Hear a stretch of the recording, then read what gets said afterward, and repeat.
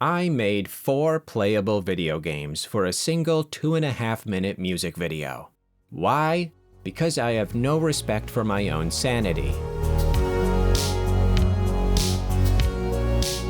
On September 18th, a quarter of the way through the 21st century, I released a music video that featured 4 simple games, 2 on an arcade machine and 2 on a chunky TV connected to the world's most popular video game console. Not this world's most popular, Saturn's. Please Try Again is the name of my very first official song on this channel, and it was also my personal mantra during the process of making the video. At several points, I deeply considered changing my vision to make the production substantially easier, but I couldn't bring myself to abandon my original idea. Also, I couldn't come up with any other ideas. Before you can have a music video, you need to have a music. This song was inspired by a generalization of game over screens that I've witnessed only a few times, really. While I was writing the lyrics, I was reminiscing on the age where games were the holy grail of entertainment. I would hang around my brother waiting for the controller to drop so I could pick it up and make him instantly lose all his progress. My music-making software of choice for years was Logic Pro, which is only available on Mac. I was using a 2011 iMac, which was still functional, mostly. It would turn itself off between 1 and 5 times every day, but as long as I saved my progress every couple seconds, it was no big deal.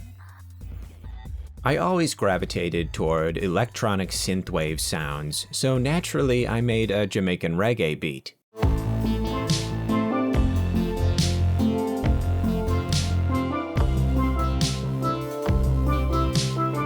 But that didn't fit, so I went with synthesizers instead. I was liking where the song was heading, and I also knew a big problem I had in the past was overcomplicating things, so I successfully suppressed that impulse and kept things simple. Things really started to come together when I discovered an instrument I had never used before that sounded like an antique keyboard that was 30 seconds away from turning into a pile of dust. It had a warm but delicate sound that, when combined with another string instrument, provided my favorite melody in the track.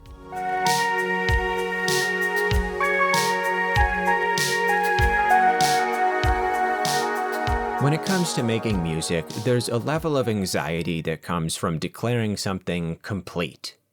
I got the song to be what I considered around 85% finished before moving over to other endeavors. I told myself I would come back to it later to update the drums and maybe re-record a few vocal tracks before making the music video. This was a lie.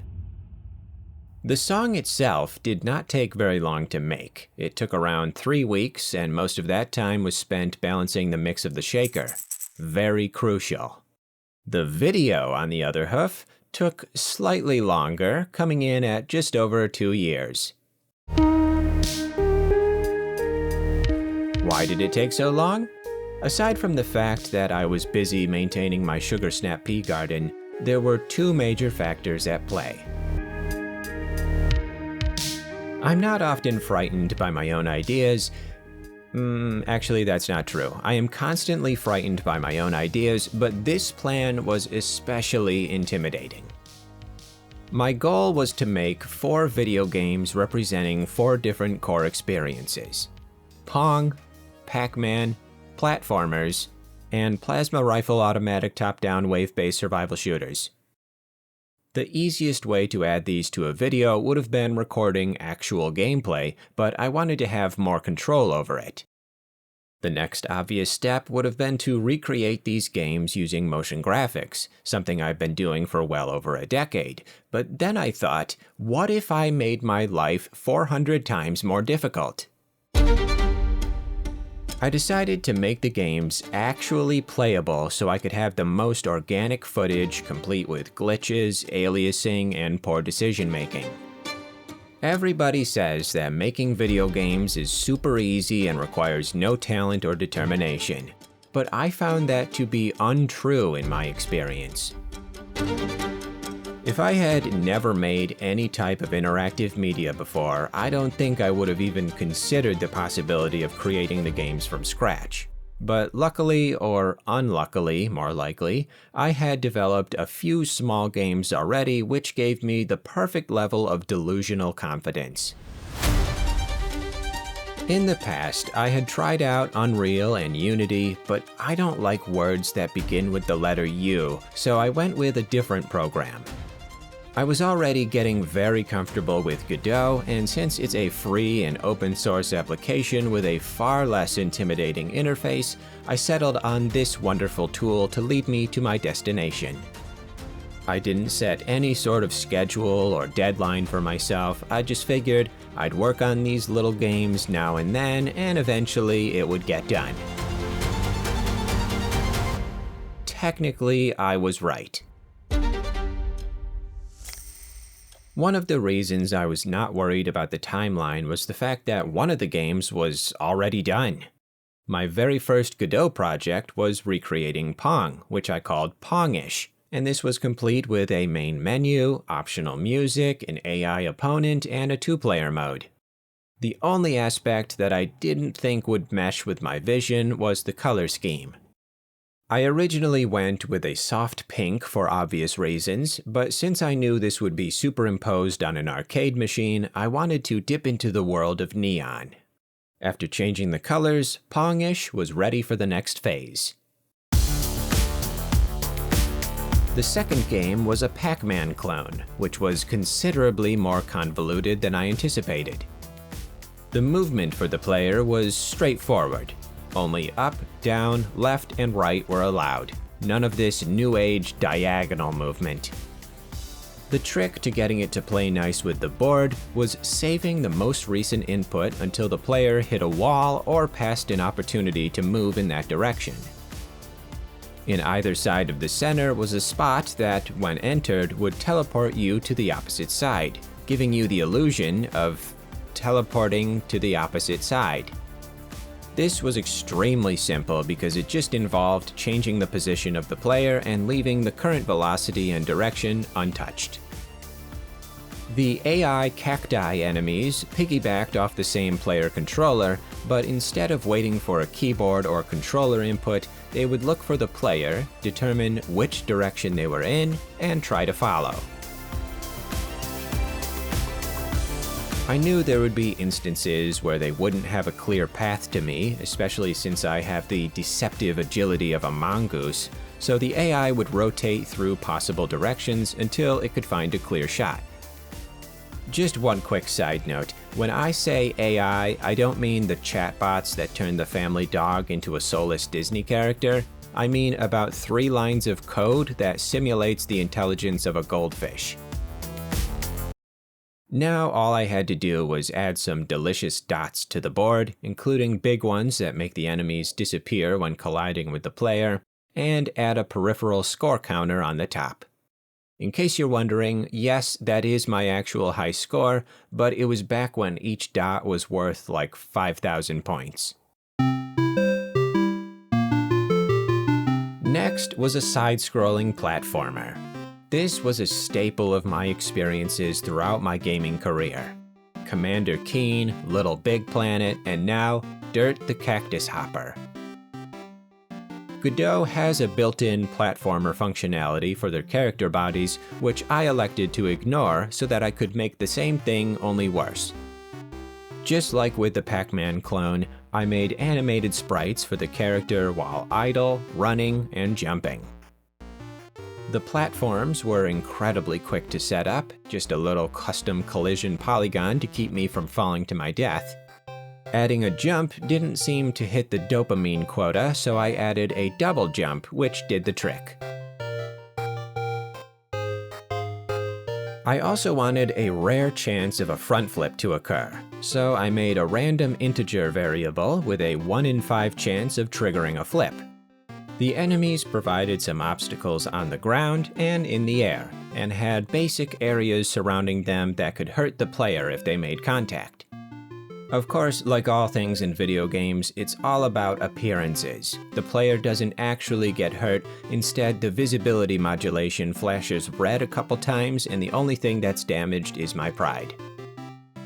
I made a dirt coin that can be collected by triggering a breaking animation when touched, and this same coin scene was repeated as often as I needed to make the level feel more purposeful.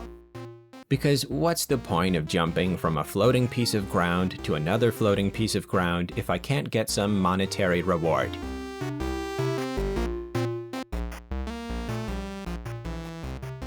The last game in the library was a top-down shooter. I had made a simple side-scrolling shooter before, so I borrowed a few pieces of that project to hit the ground running. The player controller was able to move in all directions and could even flip around to walk backwards by adding a button to invert the rotation without affecting the direction. But I soon noticed that it was really tough to aim at anything that wasn't perfectly in line with me or at a 45-degree angle. That's when I broke out the controller. This was usually more comfortable with my hooves anyway, and after a small amount of tweaking, I allowed the left stick to control movement while the right stick independently controlled rotation. Firing the weapon was as simple as instantiating the laser projectile and telling it which direction to go, and repeating that at a set interval as long as the trigger was still being held down. I was in dire need of some targets to aim at, so I made a squid with an insatiable desire to give me a hug. I didn't want them to disappear immediately, so I gave them a little bit of health that would be reduced upon each projectile colliding with them. There was a pretty clear advantage, though. I had a long-range weapon, and they had the power of headbutting. I balanced things a little by adding a lot more enemies and giving my weapon an overheating mechanic. The longer I held down the trigger, the more the cooldown would drain and eventually run out of ammunition. This made things much more intense and made me think I was actually getting close to finishing. But I still had a very big component remaining. At first, I tried to make the arcade game and TV in 2D to save time, but I just didn't like the look of it. So I modeled them in Blender and brought them over to Godot for some real-time rendering.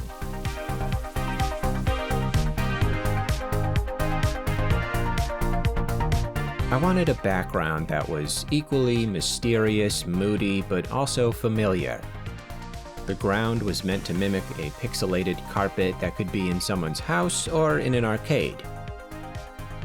To bring the games and 3D models together, I wanted to not only combine them into the same scene, but have some actual visible reaction inside the environment. For the arcade game, I made it so the controller knob would move with the player's input while playing the game. I don't know if this even showed up in the video more than one time, but I knew it was there, and that's all that matters. For the chunky TV, it was as simple as recording some gameplay and adding the video footage over the screen, with a little post-processing effects to spruce it up.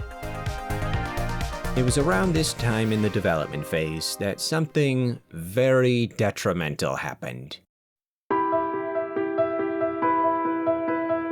In early 2025, while working on a different song on my Mac, I faced what I thought was another insignificant crash and reboot. However, after the crash, there was no reboot. The Mac had had enough. Different power cords, different outlets, removing all accessories, bribing it with chocolate-covered granola bars, nothing helped. I took the old lady to a repair shop and they were able to recover all of the data from the hard drive, but to inject more life into the machine would cost more than it was worth. My 14-year-old computer, which had served me as my only source of music creation, was now deceased. I now had a troubling realization to process. Even though I was convinced that the song was not fully done, the universe was telling me to move on. I was now far more nervous than I was before. The computer issue was telling me that there was nothing more I could do to the song, which meant I no longer had the excuse that it was unfinished. It was time to complete the video. 6 months later, I was getting close. I recreated the look of myself and my brother in our youth to mix in with the 3D scenes. I did a little lip syncing of my own and slowly pieced together each segment of the video. I started putting short previews together, and one distinguished member of the Pigpen requested it be added to Spotify. Since I had experience with adding my Dirty Mind podcast to Spotify, I thought that would be a simple process. It was not. In the end, the toughest part was not making the games, the 3D modeling, the animations, the song itself. It was setting the video to public. I've uploaded enough videos that you could watch a new one every day for a year, but this one scared me. There's something about having recorded evidence of you sustaining the same note for more than half a second that really triggers an instinctual resistance. Nevertheless, it has been great to say that I'm done with this project, so I can finally move on to my next one, which should only take about 4 years this time. Thank you so much for letting me guide you through this adventure. You can listen to Please Try Again on all major music internet places. And if you're still here, let me know that you made it all the way to the end by telling me who would win in a fight between a sloth and a koala, asking for a friend.